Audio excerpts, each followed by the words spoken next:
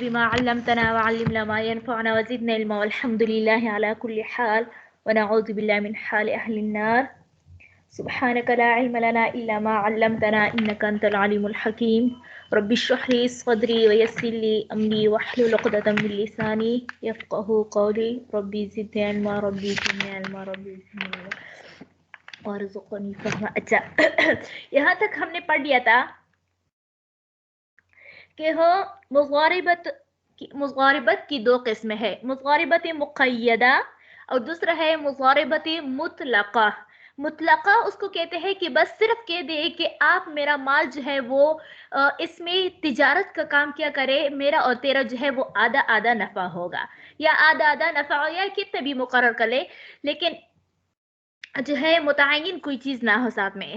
اچھا تو پھر اس میں جو ہے وہ کیا ہوتا ہے، اس کو یعنی مضارب کو ہر طرح کی جو ہے اجازت ہے کہ وہ جہاں پر بھی وہ مال خریدے، جہاں پر جس جگہ پر جس بازار میں جس مارکیٹ پر وہ کام کرنا چاہتا ہے، اور اس طرح جس وقت جو ہے وہ کام کرنا چاہتا ہے وہ کر سکتا ہے. لیکن اگر مضاربت مقیدہ ہو، کیا ہو مقیدہ یعنی تقیید ہو، اس میں قیودات ہو، تو پھر اس میں جس جگہ کی قید لگائی ہے، جتنے وقت کی قید لگائی ہے، ان کی جو ہے وہ کیا ہوگی، وہاں تک جو ہے وہ جائز ہوگا، اس سے آگے تجاوز نہیں کر سکتی. یہ تو بات ہو گئی تھی.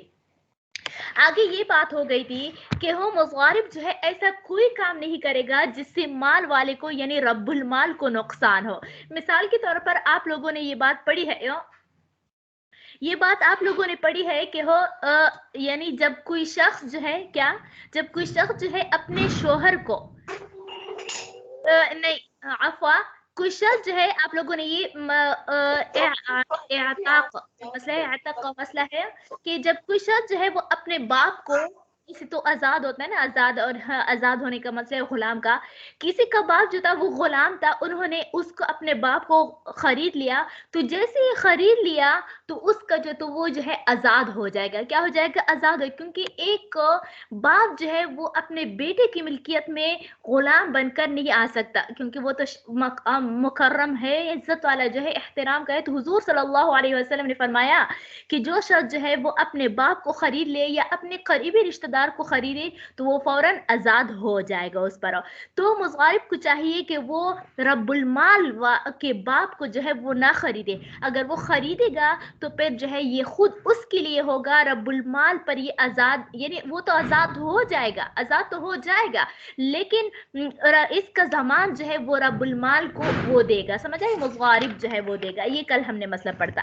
اب آج سے جو ہے ہم یہ مسئلہ پڑھیں گے کہ مثال کے طور پر کہ کسی مال میں جو ہے وہ کیا ہو گیا، یعنی ایک مال ہے اس میں نفع ہے. سمجھا کہ مثال کے طور پر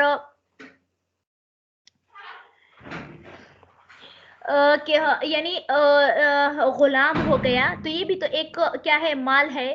تو اب دیکھتے ہیں کہ یعنی سوال یہ ہوتا ہے، بیسک سوال یہ ہوتا ہے یہاں کہ چلو ہم نے تو یہ بات مان لیا کہ مضارب کے لیے جو ہے رب المال کے رشتہ داروں کو خریدنا جائز نہیں ہے، لیکن آیا مضارب کے لیے اپنے رشتہ داروں کو خریدنا جائز ہوگا یا نہیں ہوگا؟ کیونکہ وہ تو اپنے رشتہ داروں کو خریدے گا تب ہی تو وہ کیا ہوگا، وہ بھی تو کیا ہوگا، اس کا تو چونکہ نفع میں جو ہے وہ برابر کو ہوتا ہے. تو آیا جب اپنے رشتہ داروں کو خرید لے تو پھر وہ آزاد ہو جائیں گے یا نہیں ہوں گے؟ تو اس کے بارے میں یہ قاعدہ یاد رکھ لو کہ اگر کہیں اس غلام کا